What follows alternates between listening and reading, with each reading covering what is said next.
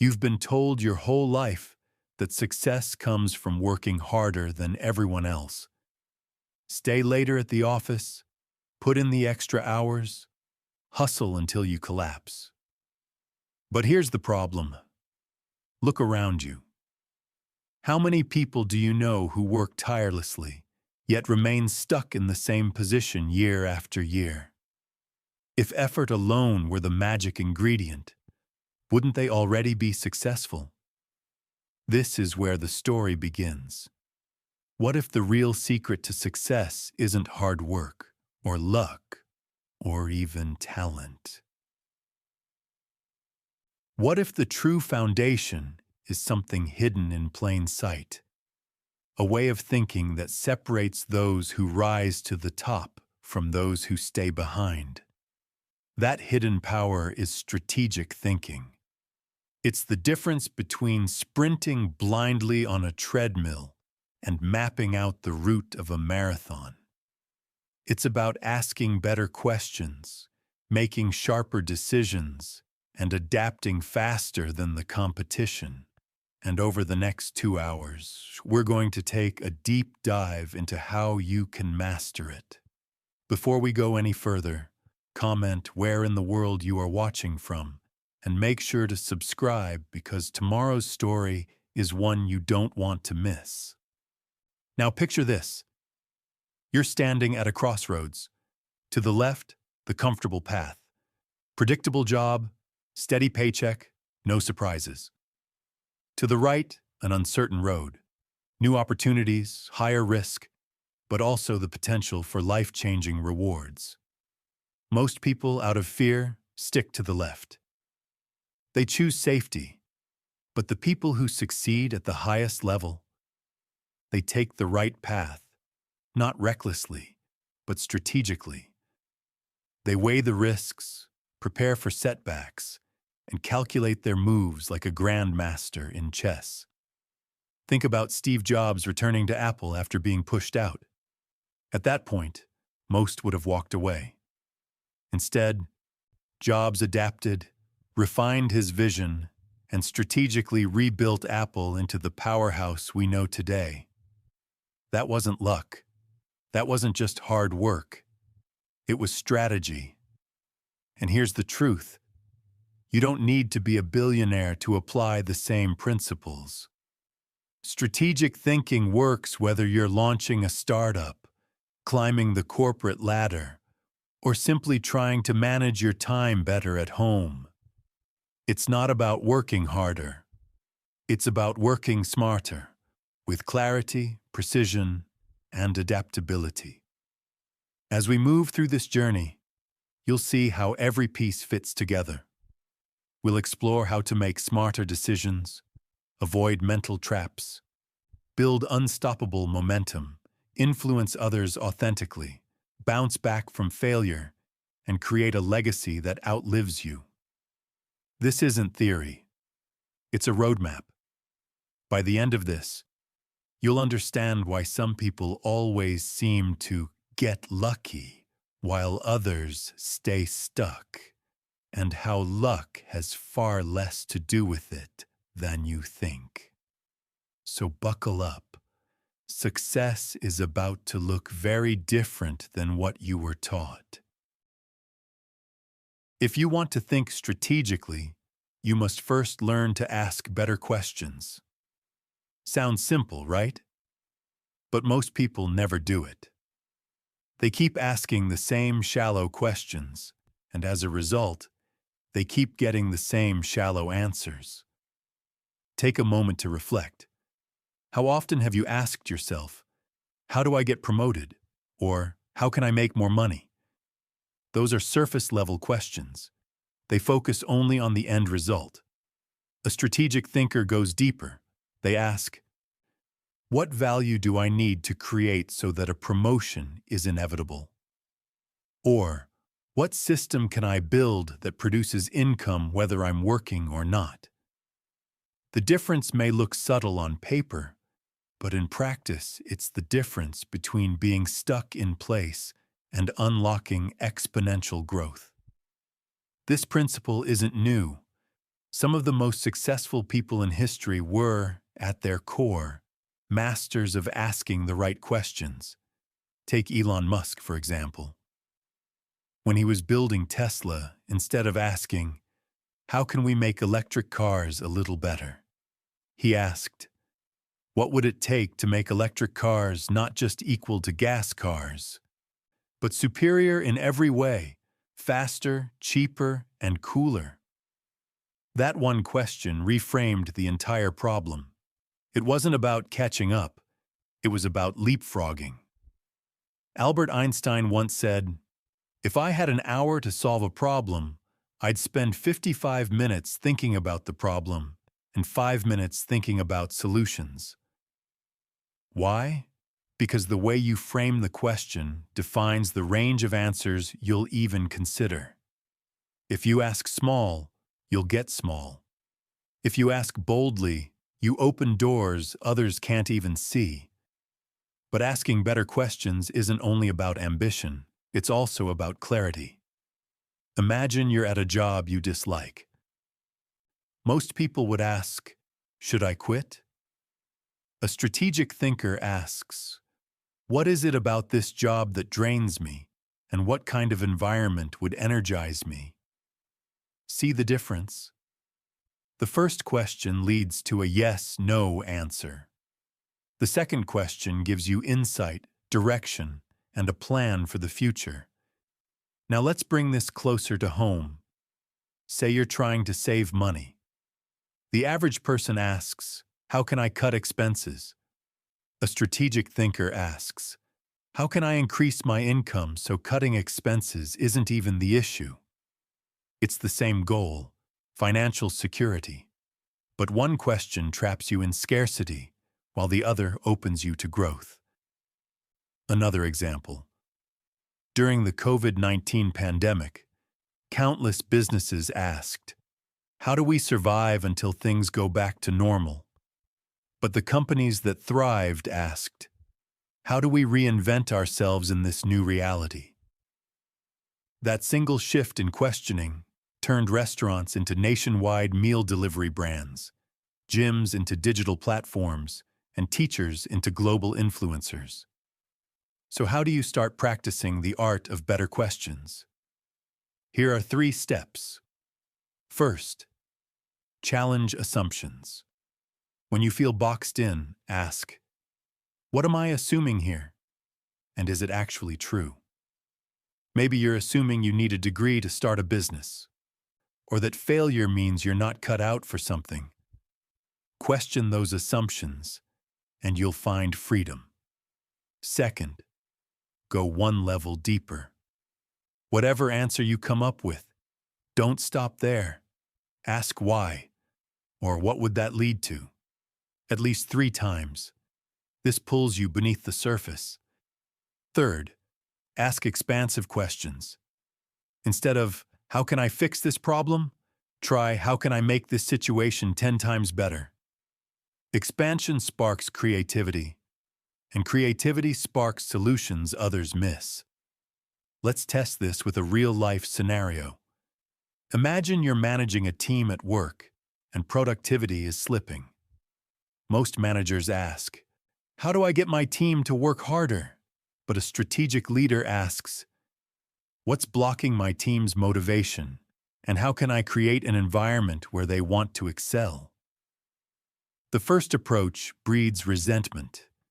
The second builds loyalty and results. This is why asking the right question is not just a skill, it's a superpower. It shifts your perspective, it sharpens your decisions, and it gives you an edge that most people never develop. And here's the best part. You don't need to be a genius to do it. You just need curiosity, courage, and a willingness to think differently. You need to train yourself to pause, reflect, and reframe before you act. So the next time you face a problem, at work, in your relationships, or in your personal growth, stop yourself. Don't rush to solutions. Don't settle for the obvious question. Instead, ask, What's the deeper question here? What am I missing? Because in the end, the quality of your life really does depend on the quality of your questions. Every success story is really a story of decisions. From the outside, it looks like people get lucky, stumble into opportunity, or ride a wave of timing. But if you zoom in, you'll see that behind every breakthrough is a chain of smart choices, made under pressure, often with limited information. Strategic thinkers understand this. Success is not random, it's the result of disciplined decision-making. Think about the last big choice you faced. Maybe it was whether to change jobs, invest in a new idea, or walk away from a toxic relationship. Did you decide based on fear, on impulse? Or did you step back, evaluate the consequences, and make a deliberate choice? That difference is everything. One of the most powerful tools in smart decision-making is the decision matrix. It forces you to weigh options not just on emotional pull, but on logical impact. Imagine you're choosing between two job offers. One pays more immediately, but the other offers long-term growth, mentorship, and flexibility. Without a framework, most people chase the quick money. But when you score the options on salary, growth, learning, work-life balance, you suddenly see the bigger picture. The smaller offer might actually set you up for greater success 5 years down the line. The military uses a similar tool called the OODA loop: observe, orient, decide, act. Pilots developed it for combat situations where hesitation can be fatal, but you can apply it in business and life. Instead of reacting blindly, you pause to observe what's happening. Orient yourself by analyzing context. Decide based on strategy, and then act with clarity.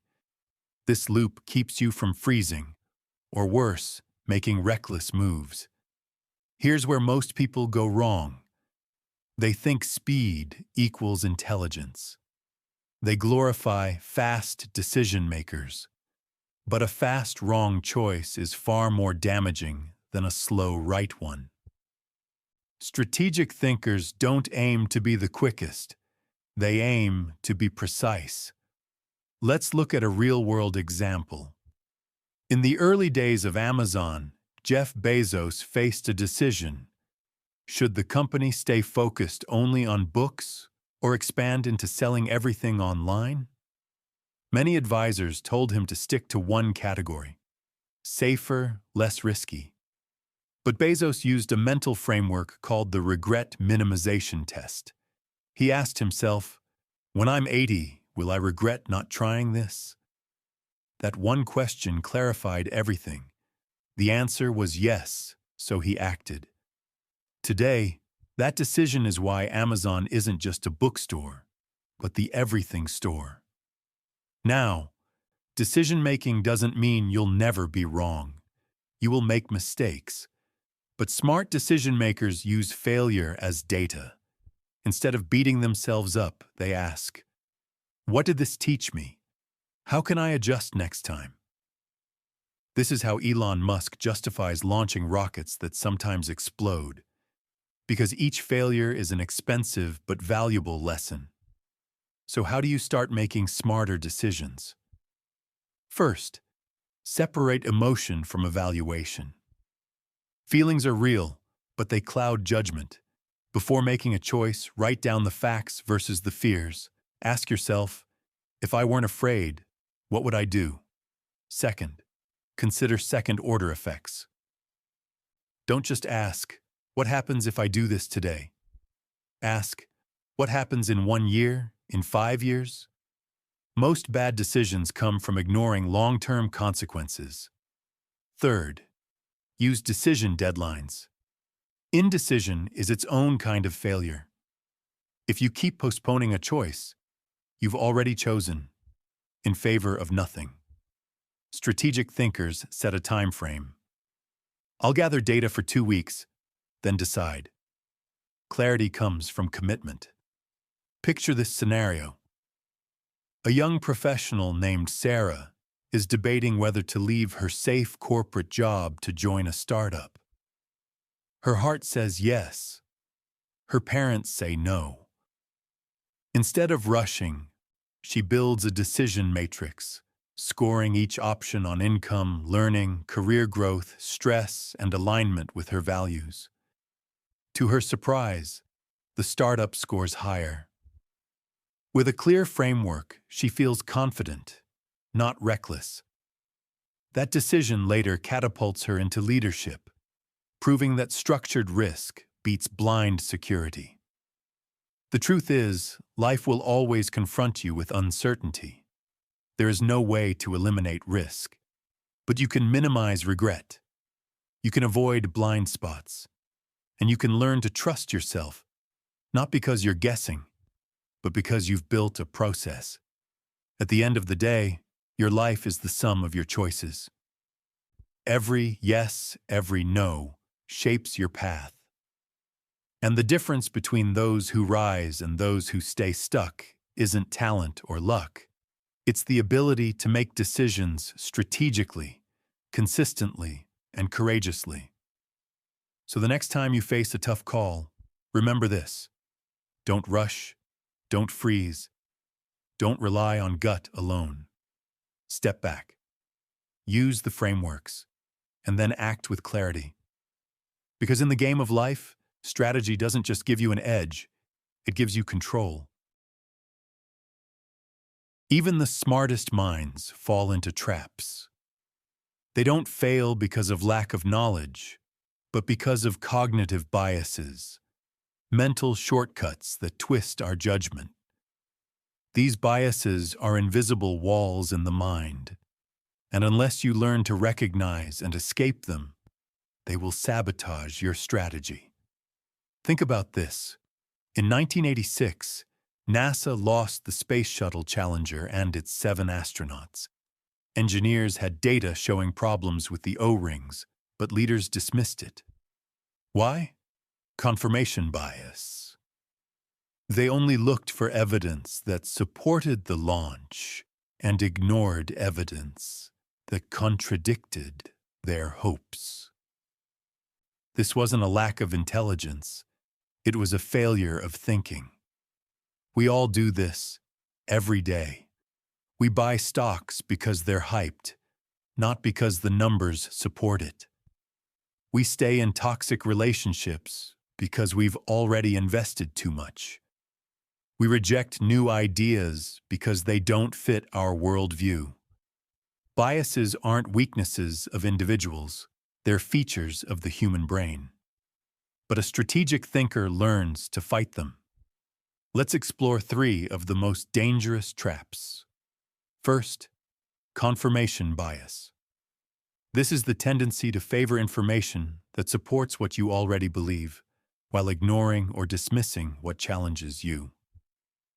It feels good to be right, but it blinds you. Leaders at Blockbuster ignored the rise of streaming because they were convinced video rentals were untouchable. The result? Netflix replaced them. To escape confirmation bias, deliberately seek out opposing views. Ask someone who disagrees with you, what am I missing? Second, the sunk cost fallacy. This bias tricks you into holding on to something because of what you've already invested, not because it's worth continuing. Companies pour millions into failing projects, refusing to quit because we've already spent so much. People do the same with jobs and relationships. But sunk costs are gone. They can't be recovered. Strategic thinkers cut losses early, freeing energy for better opportunities. The courage to walk away is often the smartest move. Third, availability bias. This is when you judge probability by what comes easily to mind. If you hear about plane crashes on the news, you may think flying is dangerous, even though statistically it's far safer than driving. This bias can lead you to overreact to recent events and underestimate hidden risks. To fight it, rely on data, not just memory. Strategic thinkers ask, what do the numbers really say? Here's the tricky part. You can't eliminate these biases. They're hardwired, but you can design systems to counter them. For example, Ray Dalio, founder of Bridgewater Associates, one of the world's largest hedge funds, created a culture of radical transparency. His team doesn't just make decisions, they openly challenge each other's thinking, pointing out biases in real time. That structure has helped the firm survive for decades through financial storms that wiped out others. So how do you, personally, escape these traps? First, slow down when the stakes are high. Bias thrives in rushed decisions. Pause. Ask, am I making this choice because it feels right or because it truly is right? Second, build a red team. In the military, a red team's job is to attack a plan and find flaws. You can do the same by inviting trusted colleagues or friends to play devil's advocate. Their job isn't to agree, it's to poke holes. Third, write it down. When decisions stay in your head, bias stays hidden. Writing forces clarity. List your assumptions, your evidence, and your reasoning. Then ask, if someone else read this, would it make sense to them? Let's ground this in a real-life scenario. Imagine a young entrepreneur, David, who has poured his savings into a new app. After a year, downloads are low, revenue is worse, but he refuses to quit. I can't stop now, he says. I've already invested $50,000. That's the sunk cost fallacy in action. A mentor asks him instead, if you hadn't spent that money yet, would you invest it today? Suddenly, the answer is clear, no. So David pivots, redirecting his energy into a new idea that actually gains traction. Escaping cognitive biases doesn't make you superhuman. It makes you strategic. It doesn't guarantee every decision will be perfect, but it dramatically improves your odds. Think of it like clearing fog off a windshield. You still need to drive carefully, but now at least you can see the road. The world doesn't reward the smartest. It rewards the clearest. And clarity comes not from having all the answers, but from avoiding the traps that keep others blind. So the next time you feel stuck, ask yourself, am I trapped in a bias? Am I clinging to being right instead of doing what's right? Because the difference between failure and success is often not in the opportunity itself, but in the way your mind sees it. If you want to think like a strategist, you can't just rely on instincts. Instincts are useful in survival, but in complex modern life, they often mislead. What you need are mental models, frameworks that help you interpret reality, simplify complexity, and make decisions with clarity. Think of mental models as tools in a toolbox. If you only have a hammer, every problem looks like a nail. But if you build a rich toolbox, filled with lenses from psychology, economics, science, and history, you start seeing solutions others can't. This is why thinkers like Charlie Munger, Warren Buffett's longtime partner, stress a latticework of mental models. They don't just think like investors. They think like scientists, engineers, psychologists, and historians all at once. Let's explore 3 essential mental models for strategic thinking. First, second-order thinking. Most people stop at the first layer of consequences. If I do X, Y will happen. Strategic thinkers go further. If I do X, Y will happen, and then Z and maybe W. For example, if a company slashes prices to boost sales, the first-order effect is more customers. But second-order effects include reduced profit margins, lower perceived quality, and a potential price war. By thinking one step further, you avoid decisions that feel smart today, but destroy you tomorrow. Second, inversion. Instead of asking, "How can I succeed?" inversion asks, "How could I fail?" This model flips the problem, revealing blind spots. For instance, if you want to stay healthy, instead of asking, "What should I do?" you ask, "What habits would ruin my health?"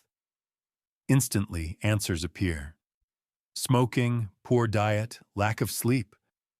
By avoiding those, you move closer to success. As Charlie Munger said, "All I want to know is where I'm going to die, so I'll never go there." Third, opportunity cost. Every choice has a price. Not just money, but time, energy, attention. Choosing one thing means giving up another. Yet most people never consider what they're sacrificing. You might say yes to overtime pay, but the cost is time with your children. You might invest in a safe job, but the cost is missing out on exponential growth in a startup. Strategic thinkers weigh opportunity cost constantly. If I do this, what am I giving up, and is it worth it? Now, let's bring these models into real scenarios. Imagine a manager planning to introduce a new software system. At first glance, it promises efficiency, first order. But with second-order thinking, she realizes it could frustrate employees, require long training, and temporarily slow productivity. By preparing for those ripple effects, she saves her team from chaos. Or consider an entrepreneur who wants to launch a business. Instead of asking, "What steps lead to success?" he uses inversion. What mistakes sink most startups? He identifies overspending, ignoring customer needs, and scaling too soon. By avoiding those pitfalls, his odds of survival rise dramatically. Opportunity cost plays out in personal life too. Suppose you're deciding whether to binge-watch Netflix or spend that time learning a new skill. On the surface, the cost is small, just a few hours. But over years, the cumulative cost of wasted evenings could be a promotion you never get, a business you never start, or a dream you never chase. Mental models aren't about being perfect. They're about seeing the world more clearly than most. They're shortcuts, not to easy answers, but to better questions. When you collect and practice them, you expand your perspective. You stop reacting blindly, and you start anticipating intelligently. So how do you build your own library of mental models? First, study broadly. Don't just read in your field. Read psychology, economics, biology, and history. The more perspectives you gather, the richer your toolbox becomes. Second, practice deliberately. Don't just know the models, use them. When making a decision, pause and ask, am I considering second-order effects? What's the inversion view? What's the opportunity cost? Third, reflect and refine. After each decision, look back. Did your model help? Did you miss a key angle? Over time, you'll sharpen your instincts by anchoring them in structured thinking. Here's a secret. The greatest strategists aren't the ones who work the hardest. They're the ones who see what others miss, and they see it because they use better lenses. Mental models are those lenses. So the next time you face a challenge, don't just ask, What should I do? Ask, which model should I use to understand this problem? Because when you change the lens, you change the decision. And when you change the decision, you change your future. Great ideas are everywhere. We all have them. A business concept scribbled on a napkin, a book you've been meaning to write, a fitness routine you swore you'd start on Monday. But here's the harsh truth. Ideas mean nothing until they're executed. The graveyard is full of brilliant ideas that never saw daylight because their owners never acted. Strategic thinkers understand that execution is the bridge between imagination and reality. Without it, dreams remain daydreams. With it, even average ideas can change the world. Let's start with a story. In the early 2000s, two college students in California had an idea. What if you could rent out your couch to strangers who needed a place to crash? Most people laughed. Who would ever do that? But instead of dismissing it, they tested the idea, building a simple website. That experiment became Airbnb, a company worth billions today. Their success wasn't about having the most original idea. It was about taking action when others froze. So how do you turn ideas into action? It comes down to process, not passion. Passion sparks, but process sustains. Here are 3 steps to master. First, prioritize ruthlessly. Most people get overwhelmed because they try to do everything at once. They start 10 projects and finish none. Strategic thinkers ask, what is the one thing, if I do it now, makes everything else easier or unnecessary? This is the essence of focus.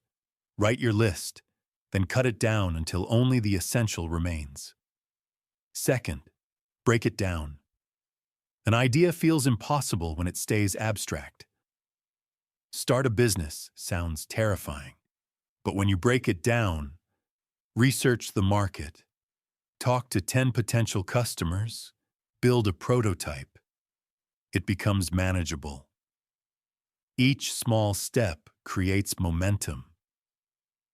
Strategic execution is less about giant leaps and more about relentless small steps.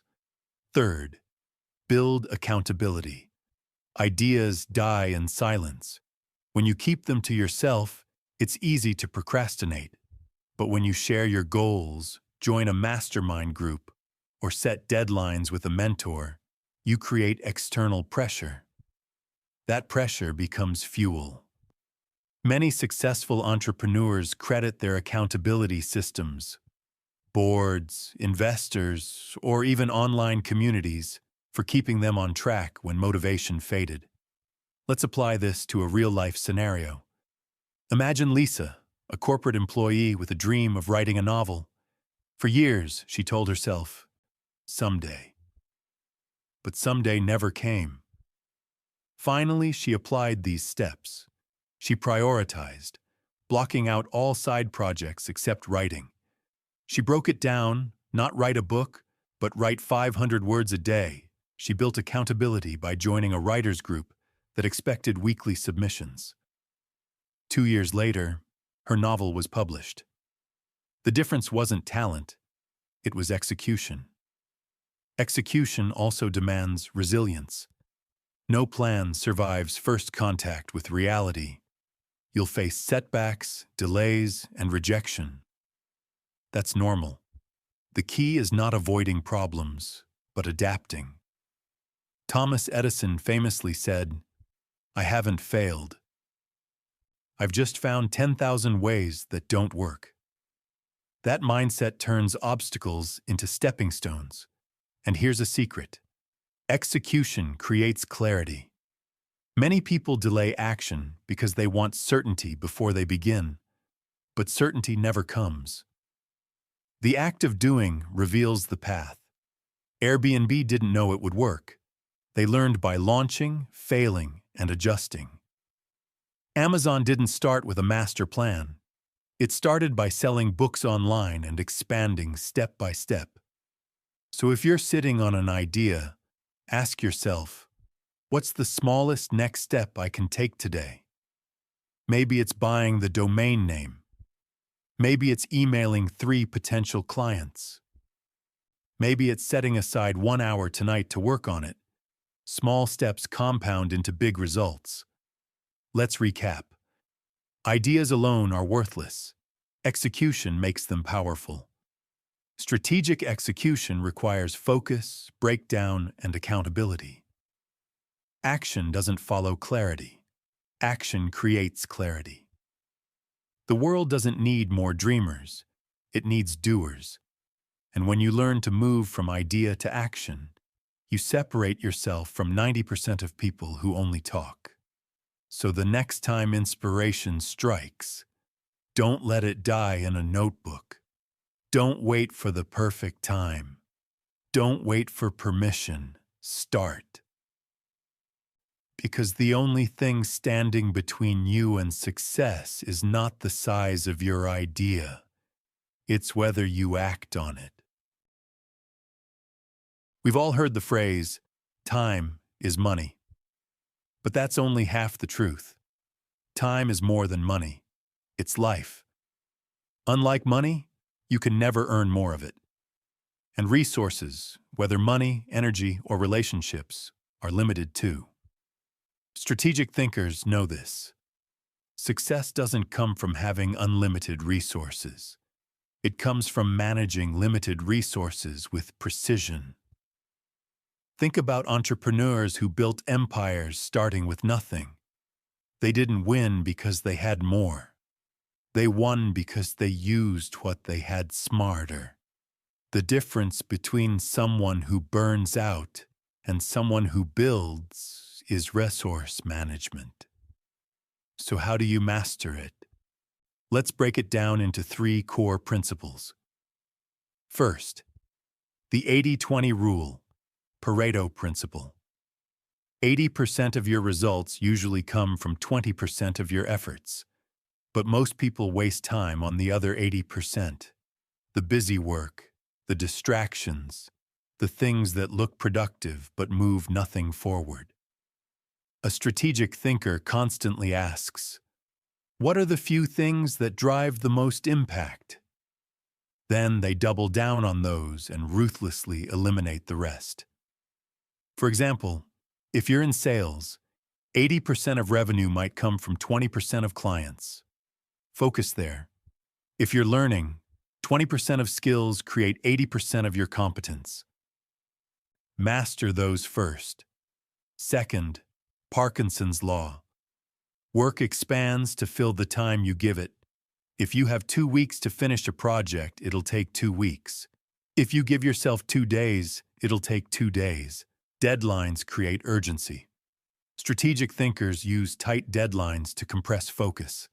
Instead of saying, I'll finish someday, they say, I'll finish by Friday at noon. This forces decisions, action, and momentum. Third, energy management. Time management means nothing if you're drained. Strategic thinkers protect their energy as fiercely as their calendar. They know when they do their best work, morning, afternoon, or night, and schedule critical tasks then. They also cut out energy leaks, toxic people, unnecessary meetings, or endless scrolling on social media. Protecting energy is protecting your strategy. Let's illustrate with a story. Imagine Mark, a mid-level manager drowning in work. His calendar is full, his inbox exploding. He works late every night but still feels behind. Then he applies the 80-20 rule. He realizes that 5 key clients drive most of the company's revenue. Instead of splitting attention equally, he focuses on those 5. Instantly, results improve. He applies Parkinson's law, setting 48-hour deadlines for proposals instead of weeks. Suddenly, projects stop dragging. Finally, he schedules his hardest tasks in the morning, when his mind is sharpest, and reserves afternoons for lighter work. Within months, Mark goes from burned out to recognized as a high performer. Another example, Steve Jobs. He famously wore the same black turtleneck every day. Why? To save decision-making energy. By cutting small choices, he preserved his brain power for big ones. That's energy management at its highest level. But resource management isn't just about cutting. It's also about multiplying. Strategic thinkers invest resources where they compound. Time spent mentoring a team member today saves countless hours later when that person becomes independent. Money spent automating a process may hurt short-term, but frees resources forever. The key question is always, where will this investment pay me back the most over time? Here's a simple exercise you can use. Write down everything you spend time on in a week. Highlight the top 20% that moves you closer to your goals. Cut, delegate, or automate as much of the rest as possible. It sounds harsh, but this is how leaders scale. You can't say yes to everything and expect to win. Every yes is a no to something else. Strategic thinkers say fewer yeses, but they're the right yeses. Let's recap. The 80-20 rule teaches focus. Parkinson's law teaches urgency. Energy management teaches sustainability. Master these, and you'll do more with less. You'll move from overwhelmed to in control. And you'll discover that success doesn't require infinite resources. It requires sharp strategy with the resources you already have. So the next time you feel exhausted, buried under tasks, or starved for time, stop. Don't just push harder. Step back. Ask, what are the few things that matter? How can I finish faster? How can I protect my energy?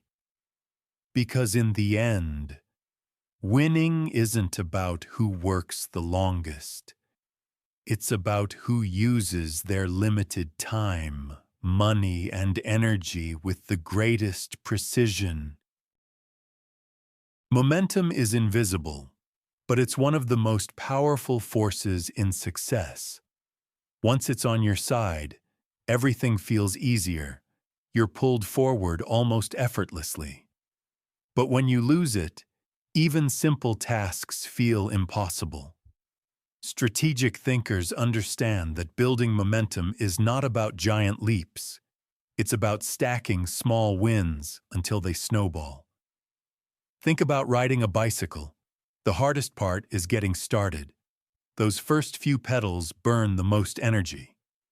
But once you're moving, momentum carries you. The same applies to business, health, or personal goals. Starting feels heavy.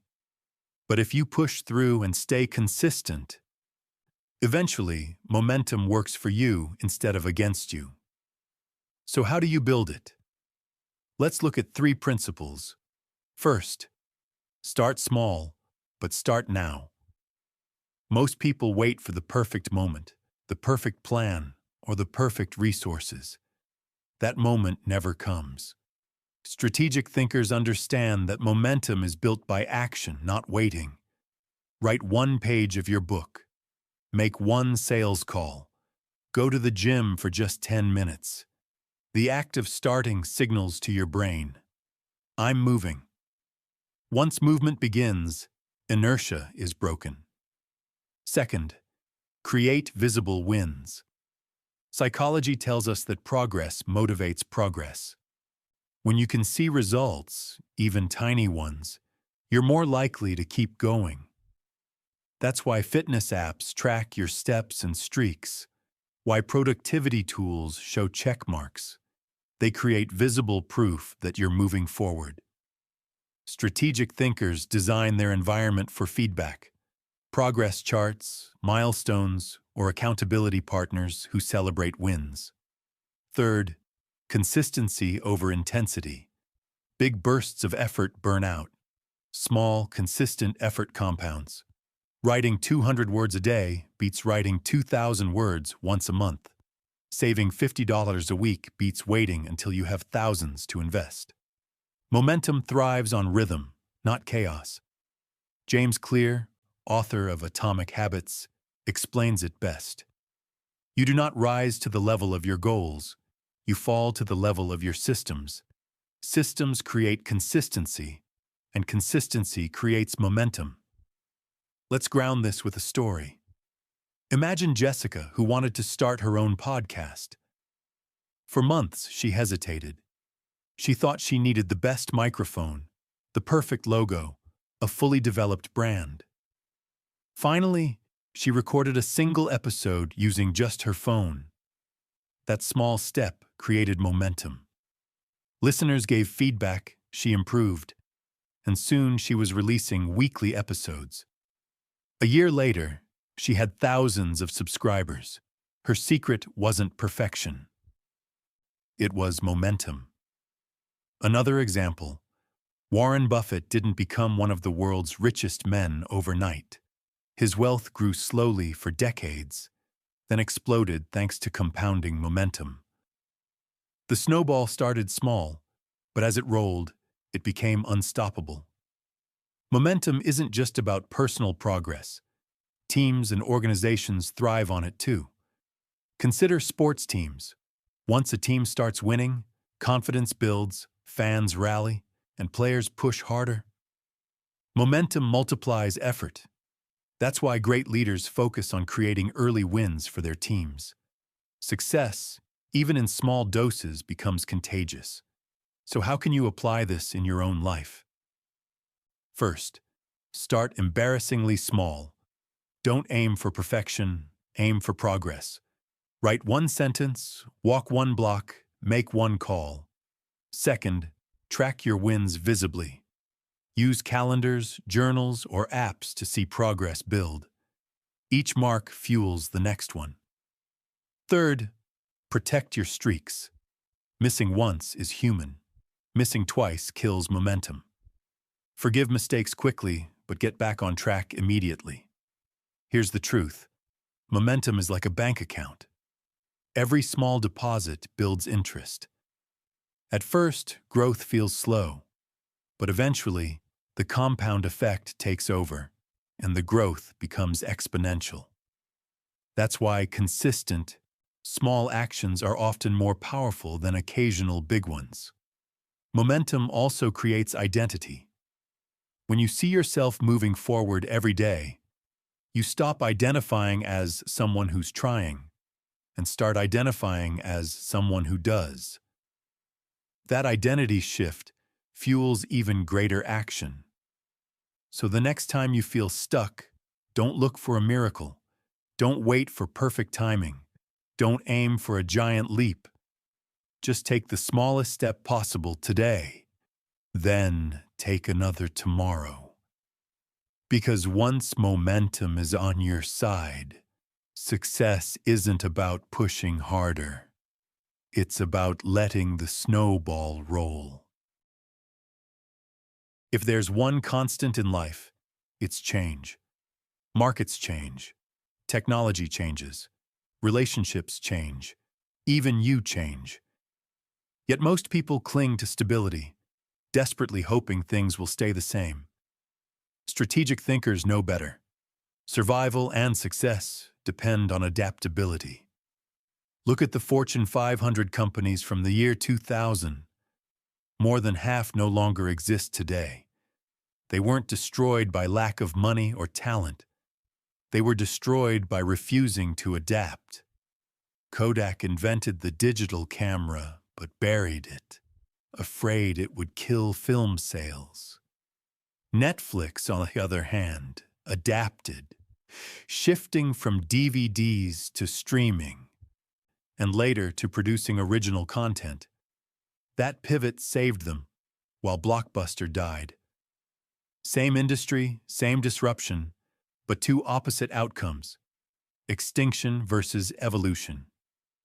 Adaptability isn't about predicting the future. Nobody has a crystal ball. It's about building flexibility into your mindset and systems so you can pivot when the world shifts. Let's explore how. First, embrace uncertainty instead of resisting it.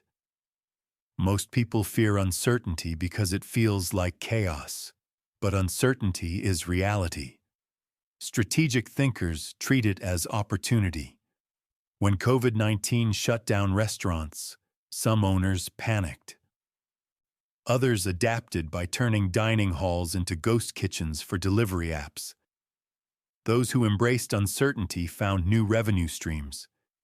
Those who resisted closed their doors. Second, learn faster than everyone else. Adaptability is a race of learning. The faster you gather information, test, and adjust, the stronger you become. Amazon famously runs thousands of small experiments each year. Most fail, but the speed of learning allows them to adapt before competitors even realize change is needed.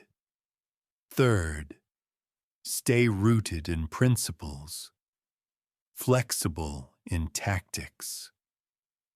The most adaptable leaders know the difference between principles, unchanging, and tactics, always shifting. Your principle might be, deliver value to customers. The tactics to achieve that have changed. Phone calls, then email, now social media. If you cling to tactics, you die. If you cling to principles, you thrive. Consider personal adaptability. Imagine Rachel, a teacher who lost her job during the pandemic. Instead of waiting for schools to reopen, she adapted. She launched online tutoring sessions, marketed on social media, and soon had students across the country. What began as a setback turned into a thriving business. Her secret wasn't luck, it was adaptability. Adaptability also means letting go of ego. Sometimes you'll be wrong. Sometimes your plan won't work. Pride keeps many from changing course. Strategic thinkers ask, what matters more, being right or being effective? Choosing effectiveness means being humble enough to pivot. So how do you train adaptability in daily life? First, deliberately step into discomfort. Try new skills, meet different people, expose yourself to ideas that challenge you. Comfort breeds rigidity, discomfort builds flexibility. Second, practice scenario planning. Ask, if my plan fails, what's plan B? Plan C? Preparing alternatives makes pivots less frightening. Third, build habits of reflection. After any project, ask, what changed? What did I learn? How can I adjust next time? Adaptability grows from reflection, not reaction. Here's the irony. Adaptability gives you stability. Life will throw curveballs no matter what. If you're rigid, you'll break. If you're flexible, you'll bend and bounce back stronger. Like bamboo in a storm, adaptability allows you to withstand pressure and rise again. Let's recap. Adaptability separates survivors from casualties. Embracing uncertainty opens doors others fear. Fast learning beats perfect planning. Principles endure, tactics evolve. The world doesn't wait for those who resist change. It rewards those who adapt. So the next time life shifts, your industry, your job, your relationships, don't ask, how can I get back to normal? Ask, how can I thrive in the new normal? Because the truth is, success doesn't belong to the strongest or the smartest. It belongs to those who adapt. Everyone wants to be a leader. They want the title, the authority, the influence. But here's the truth most people miss. You cannot lead others until you can lead yourself. Strategic thinkers know that self-leadership is the foundation of every great achievement.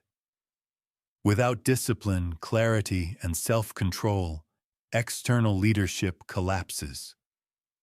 Think about the leaders you admire most. It's not just their speeches or their charisma. It's their discipline. They show up consistently. They control their emotions under pressure. They live by values, not moods. That's self-leadership. Let's break down what it really means to lead yourself. First, discipline over motivation. Motivation is unreliable. Some days you feel like working out, some days you don't. Some mornings you're excited about your project. Others you're exhausted. If you rely on motivation, you'll be inconsistent. Discipline fills the gap. Discipline says, I do it whether I feel like it or not. The U.S. Navy SEALs have a phrase, discipline equals freedom. Why? Because when you build routines, you free yourself from chaos. Strategic leaders design their lives around habits, not moods. Second, emotional mastery. You can't control everything that happens, but you can control how you respond. Leaders who lash out, panic, or crumble under stress lose trust. Self-leadership means learning to regulate emotions. That might mean practicing mindfulness, journaling, or even something as simple as controlled breathing. When you master yourself, you project calm, even in storms. That calm inspires confidence in others. Third, living by values, not circumstances. Most people bend their behavior based on what's convenient. True self-leadership means acting from principles. If honesty is your value, you stay honest even when lying would be easier. If growth is your value, you pursue learning even when it's uncomfortable. Leaders don't just declare values, they embody them daily. Here's a story to illustrate. During the darkest days of World War II, Winston Churchill faced constant pressure, terrifying uncertainty, and overwhelming fear across Britain. Did he collapse? No. He led himself first, maintaining resolve, discipline, and clarity. That self-leadership allowed him to lead a nation through its darkest hours. Without mastering himself, he could never have inspired others. But this isn't just about global leaders. Imagine Maria, a young manager promoted too quickly. At first, she tried to inspire her team with pep talks, but when stress hit, she lost her temper. Trust crumbled. Then she focused inward, building discipline with a morning routine, practicing patience through journaling, and committing to honesty even in tough conversations. Slowly, her team noticed. They followed her not because of her title, but because of her example. So how can you practice self-leadership? First, build non-negotiable habits. Wake up at a consistent time. Exercise. Read daily. Treat these as unbreakable appointments. They anchor your discipline. Second, train emotional resilience. When anger or fear rises, pause. Take deep breaths. Ask yourself, what's the outcome I want? Acting from clarity beats reacting from emotion. Third, define your values. Write them down. Check your actions against them weekly. If you drift, adjust. Over time, your identity aligns with your principles. Remember, leadership isn't about control. It's about influence. And the greatest influence you have is over yourself. When you can direct your actions, regulate your emotions, and stay aligned with your values, you become someone others naturally trust and follow. Here's the paradox. By focusing on leading yourself, you actually prepare to lead others more effectively. People follow authenticity. They follow consistency. They follow those who live by example. Let's recap. Discipline beats motivation. Emotional mastery builds trust. Values guide behavior when circumstances shift. So the next time you dream of leading a team, a company, or even a movement, start smaller. Start with yourself. Because if you can't lead your own habits, emotions, and values, no title or authority will ever make you a true leader. Self-leadership is not the beginning of leadership. It is leadership. Everything else flows from it. Influence is often misunderstood. Many think it's manipulation, twisting arms, playing mind games, or forcing people to agree. But true, lasting influence is the opposite. It's not about control. It's about authenticity. Strategic thinkers know that real influence is built on trust, not tricks. Think about the people who've impacted your life most. Was it because they had authority over you? Or was it because they inspired you, believed in you, and showed consistency between their words and actions? Influence doesn't come from a title. It comes from credibility. Let's explore what makes influence authentic. First, trust is the foundation. Without trust, nothing else matters. People follow leaders they believe in, not leaders they fear. Trust is built by being reliable, transparent, and consistent. When you say one thing and do another, trust erodes. But when your words and actions align, influence grows naturally. Warren Buffett put it best. It takes 20 years to build a reputation and 5 minutes to ruin it. Strategic thinkers guard trust as their most valuable asset. Second, storytelling over lecturing. Facts tell, but stories sell. If you want to persuade, don't just list data, paint a picture. Martin Luther King Jr. didn't say, "We need legislative reform." He said, "I have a dream." That vision moved hearts because it was vivid, emotional, and authentic. Whether in business or life, stories connect at a human level that logic alone cannot reach. Third, listening before speaking. Most people think influence is about talking, but great influencers listen more than they speak. When people feel heard, they become open. When they feel ignored, they resist. Strategic thinkers use empathy as a tool, asking questions, reflecting back what they hear, and showing genuine care. Influence grows when people feel understood. Now let's see influence in action. Imagine a team struggling with a new project. The manager storms in, demanding harder work. The team feels resentful, morale drops, and productivity declines. Compare that to another manager who gathers the team, listens to frustrations, shares a story about overcoming challenges, and outlines a clear vision. Suddenly, the team feels motivated. Nothing magical changed about the project. What changed was influence. Another example, Oprah Winfrey. She built an empire not by manipulating, but by connecting. Her influence came from vulnerability, honesty, and authenticity. People trusted her because she was real. That authenticity gave her the power to shape culture for decades. So how can you build authentic influence in your own life? First, keep promises, even the small ones. If you say you'll call, call. If you say you'll deliver, deliver. Small acts of consistency create a foundation of trust. Second, use stories to inspire, not just facts to convince. Share your struggles, your lessons, your vision. Authentic stories resonate because they're human. Third, practice deep listening. Don't just wait for your turn to talk. Listen actively. Ask clarifying questions. Show people you value their perspective. Here's the truth. People don't want to be manipulated. They want to be led. and they'll only follow someone who feels real. That's why authenticity is so powerful.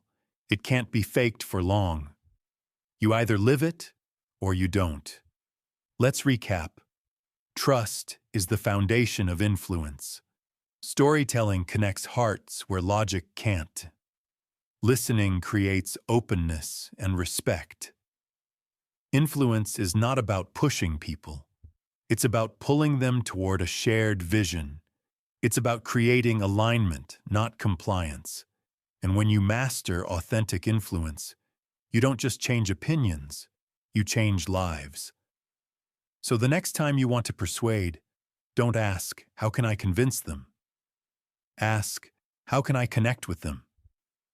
Because in the end, real influence isn't about power over others. It's about inspiring others to bring out their own power. Failure is not the opposite of success. It is part of success. Yet most people treat failure like a full stop instead of a comma.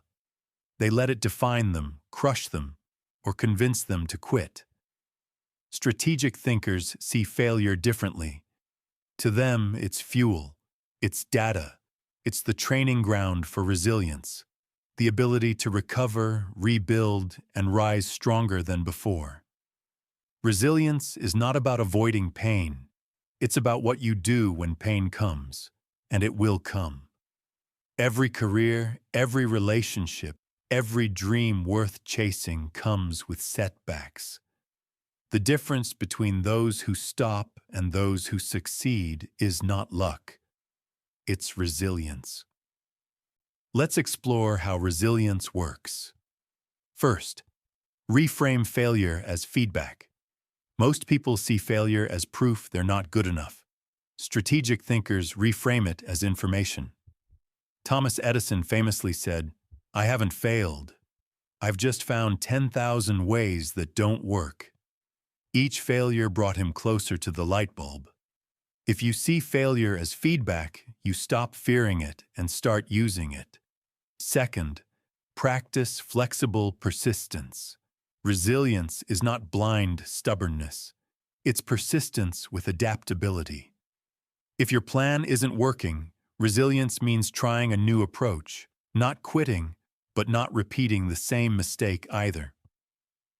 Elon Musk embodies this. SpaceX rockets exploded multiple times. Each time, he adjusted, refined, and tried again. Today, SpaceX dominates an industry once thought untouchable. Third, manage emotions in the midst of setback. When failure strikes, emotions flare. Shame, anger, despair. If you let emotions take over, you spiral. Resilient thinkers acknowledge the feelings, but don't let them rule. They pause, breathe, reflect, and then act. Navy SEALs train this through stress inoculation, teaching the body and mind to stay calm in chaos. You can do the same with mindfulness, journaling, or support systems. Consider J.K. Rowling.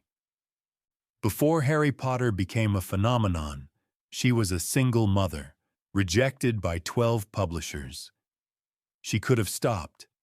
Instead, she kept writing, kept submitting, and kept believing. That resilience turned rejection letters into one of the most successful book series in history. Or take Michael Jordan, often called the greatest basketball player of all time. He once said, "I've missed more than 9,000 shots in my career. I've lost almost 300 games. 26 times, I've been trusted to take the game-winning shot and missed. I've failed over and over and over again in my life. And that is why I succeed." His greatness wasn't just skill, it was resilience through failure. So how do you build resilience in your own life? First, change your story about failure. Instead of saying, "I failed," say, "I learned." Words shape identity, and identity shapes resilience. Second, surround yourself with resilience role models. When you see others recover, it normalizes the process. Join communities that value growth, not perfection. Third, create recovery rituals. After a setback, don't collapse into chaos. Have go-to routines, exercise, reflection, conversations with trusted friends that restore your balance. Resilience also creates credibility. When people see you bounce back, they trust you more. They know you won't collapse under pressure. Leaders who show resilience inspire teams to keep going. Parents who model resilience raise children who face challenges with courage. Let's recap. Failure is feedback, not final. Resilience means persistence with adaptability. Emotional mastery turns chaos into clarity. Here's the truth.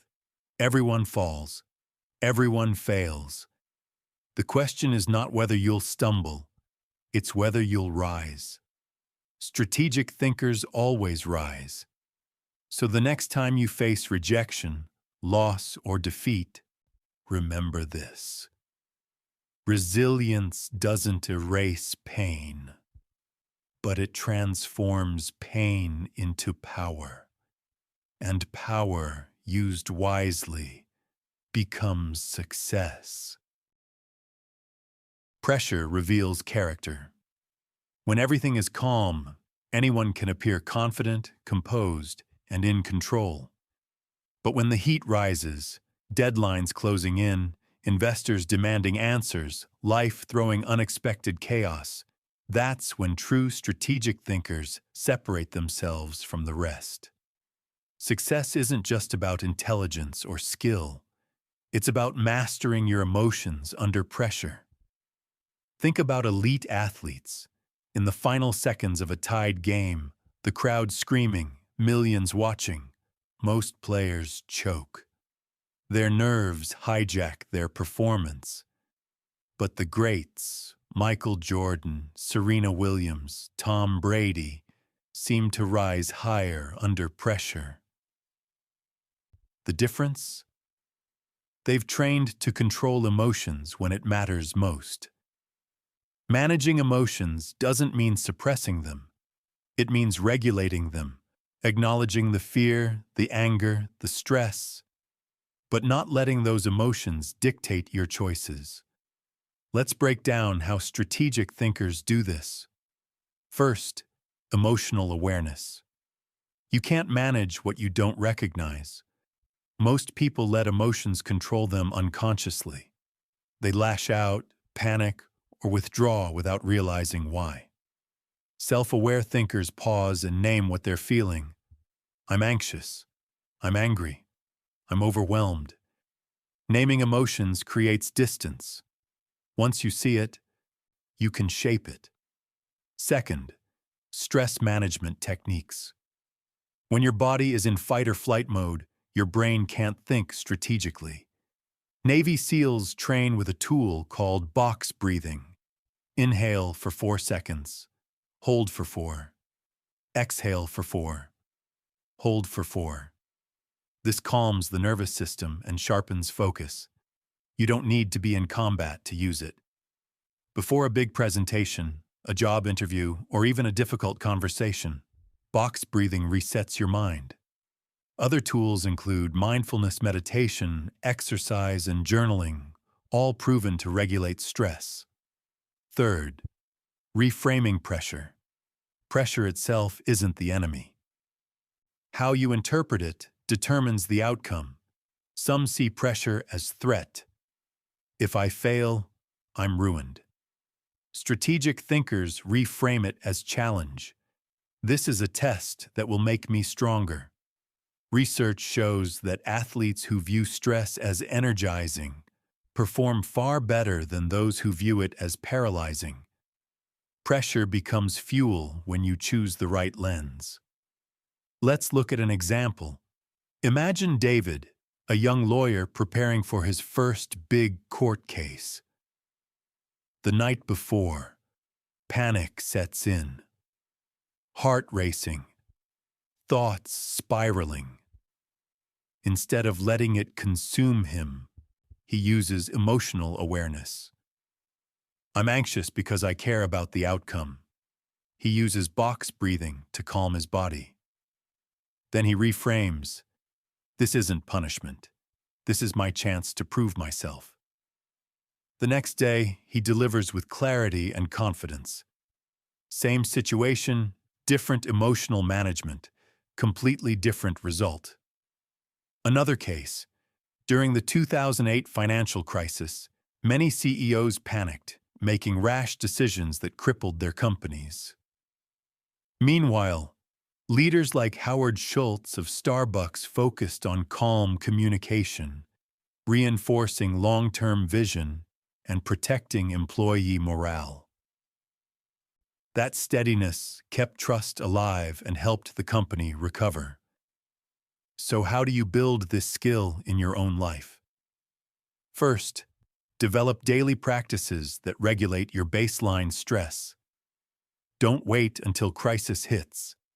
Build resilience with habits like meditation, exercise, or gratitude journaling.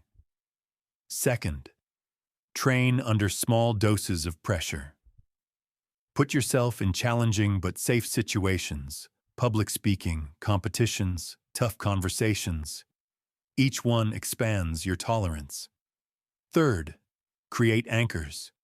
Maybe it's a phrase, I've handled worse, a breathing technique, or a ritual, like writing down 3 wins before a meeting. Anchors remind you that you're in control. Here's the paradox.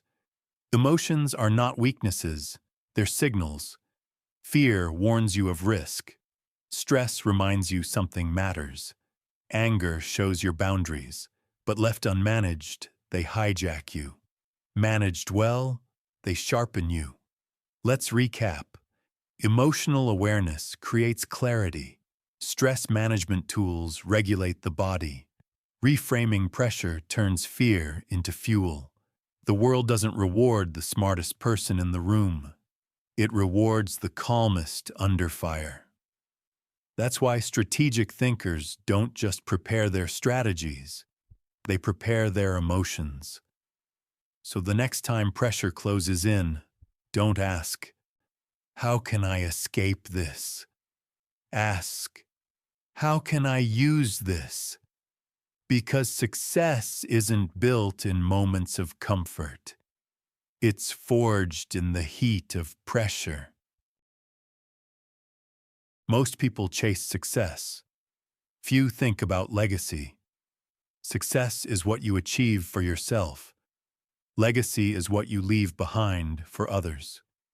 Strategic thinkers know that real greatness isn't measured only by wealth, fame, or awards, but by the impact that endures when they are no longer in the room, or even alive. Legacy doesn't have to be grand. It doesn't require building an empire or changing the world. Sometimes, it's in the small, consistent choices that ripple outward. Teaching a child resilience, mentoring a colleague, living by values so strongly that others are inspired to carry them forward. Let's break down what it means to build legacy. First, think beyond yourself. Legacy starts when you stop asking, what can I get? And start asking, what can I give? Strategic thinkers measure success not just in personal wins, but in how their actions elevate others. Teachers may never become billionaires, but their impact echoes through generations of students. Parents may never make headlines, but their values shape the future through their children. Second, build systems, not just results. Results fade, systems endure. If you want your work to outlast you, build processes others can carry on. Steve Jobs didn't just design products, he built Apple's culture of innovation. That culture remains long after him. Similarly, leaders who mentor their teams build resilience into organizations. Systems outlive individuals. Third, live your values publicly and consistently. Legacy isn't about what you say. It's about what you model. People may forget your words, but they won't forget how you lived. If generosity is your value, practice it daily. If integrity matters, uphold it even when it costs you. Over time, those actions form the story others tell about you, and that story becomes your legacy. Consider Nelson Mandela. He spent 27 years in prison, but his legacy wasn't bitterness. It was reconciliation. His consistent choice to live forgiveness and unity shaped South Africa for generations. Or think of Fred Rogers, who quietly influenced millions of children through kindness and empathy. His legacy wasn't a product. It was a way of being. Legacy also applies in smaller, personal ways. Imagine Daniel, a mid-level engineer who takes time each week to mentor junior colleagues. Years later, those colleagues credit him as the reason they found confidence and direction in their careers. Daniel may never be famous, but his impact lives in the ripple effect of their success. That's legacy in action. So how do you begin building your own legacy? First, clarify your values. Write down the 3 principles you want people to remember you for: integrity, generosity, courage, or growth. Second, align your daily choices. Legacy is built not in big moments, but in small, consistent ones. Ask yourself each night, did I live my values today? Third, invest in people. Share knowledge freely, mentor without expectation, lift others, and your legacy grows through them. Here's the paradox: chasing legacy directly doesn't work. It's not about forcing people to remember you. It's about living so authentically and generously that memory takes care of itself. Let's recap. Legacy begins with shifting from self-focus to service. Systems and culture endure longer than results. Consistency in values defines how you'll be remembered. Legacy isn't about being immortal. It's about leaving fingerprints on lives, organizations, and communities that last beyond your time. So the next time you measure success, don't just ask, what did I achieve? Ask, what did I leave? Because at the end of life, your bank account won't matter. Your titles won't matter. What will matter is the story people tell about how you lived and how you made them better. That story is your true legacy. We've traveled far together, from the art of asking better questions to building a lasting legacy. Along the way, we've uncovered decision-making frameworks, exposed cognitive traps, explored mental models, and learned the power of execution, adaptability, influence, and resilience. Now it's time to bring it all together. What does success really mean? For most of life, we're taught a narrow definition. Success equals wealth, fame, or titles. But if that were true, why do so many people who make it feel empty? Why do celebrities with millions fall into despair? Why do powerful executives admit they're unfulfilled? The truth is, success isn't about what you have. It's about who you become and what you leave behind. Let's synthesize the lessons. First, clarity creates direction. Success begins with asking the right questions. Where am I going? What do I value? What does fulfillment mean to me? Not to society, not to my parents, but to me. Without clarity, you chase goals that don't matter. With clarity, every step aligns with your vision. Second, execution transforms dreams into reality. Ideas are abundant, action is rare. Strategic thinkers move from imagination to implementation. They prioritize, break things down, and stay accountable. They know that the world doesn't reward potential. It rewards results. Third, adaptability secures survival. The only certainty in life is change. Those who cling to the past are left behind. Those who adapt, who bend without breaking, don't just survive. They thrive. They treat uncertainty as opportunity and emerge stronger with each pivot.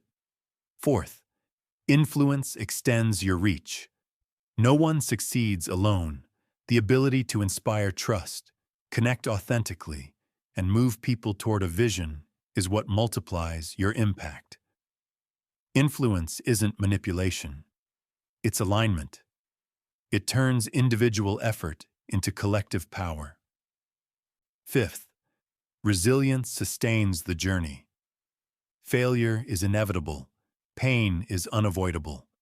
But resilience, the ability to rise, recover, and reframe, keeps you in the game long enough to win. Resilience transforms obstacles into stepping stones and scars into strength. Sixth, legacy gives it all meaning. At the end, success isn't measured by what you took, but by what you gave. Did you uplift others? Did you create something that lasts? Did you live your values so consistently that people remember you not for your possessions, but for your principles? Legacy turns personal victories into collective progress. Now imagine yourself decades from now. Looking back, will you be proud of the wealth you accumulated or the people you helped? Will you remember the hours you spent chasing approval or the values you lived by? Success, when stripped to its essence, is not about applause. It's about alignment, living a life that reflects your deepest values while leaving the world a little better than you found it. Here's a final story to illustrate. Picture a teacher named Mrs. Thompson. She never built a company, never became famous, never made millions, but she devoted her life to teaching with kindness and conviction. Years later, dozens of her students credit her as the spark that gave them confidence, direction, and courage. Doctors, entrepreneurs, parents, all carrying her influence forward. She may not appear in history books, but her legacy lives in every life she touched. That is success. So let's redefine it once and for all. Success is clarity in vision. Success is courage in action. Success is adaptability in change. Success is authenticity in influence. Success is resilience in adversity. Success is legacy in impact. When you weave these together, you create a life not just of achievement, but of fulfillment. A life where each challenge sharpens you. Each choice aligns with your values, and each action echoes beyond your time. Success is not luck. Success is not a secret reserved for a chosen few. Success is strategy, applied consistently, courageously, and authentically. And that means this: the path to success is open to you. Right now. Not someday. Not when conditions are perfect. Not when you feel ready, but today. So the real question is no longer, what if the secret to success isn't hard work? The real question is, what will you do with the strategy you now hold in your hands? Because in the end, success isn't something you chase. It's something you create, step by step, choice by choice, legacy by legacy. If this story made you rethink what success really means, don't let it stop here. Hit the like button so more people can discover these lessons, and drop a comment below. Which part of this journey, clarity, execution, adaptability, influence, resilience, or legacy, spoke to you the most? And why? Your insight might inspire someone else who's watching right now. And of course, don't forget to subscribe and turn on the notification bell. Tomorrow's story will challenge how you think about failure and show you why your biggest setbacks may actually be your greatest advantage. You won't want to miss it. Finally, share this video with a friend, coworker, or family member who feels stuck or overwhelmed. Sometimes all it takes is one new perspective to unlock a breakthrough. This channel isn't just about watching stories. It's about building a community of thinkers and doers who are rewriting what success means in the modern world. And you are a part of that movement. So join us, share your voice, and let's grow together.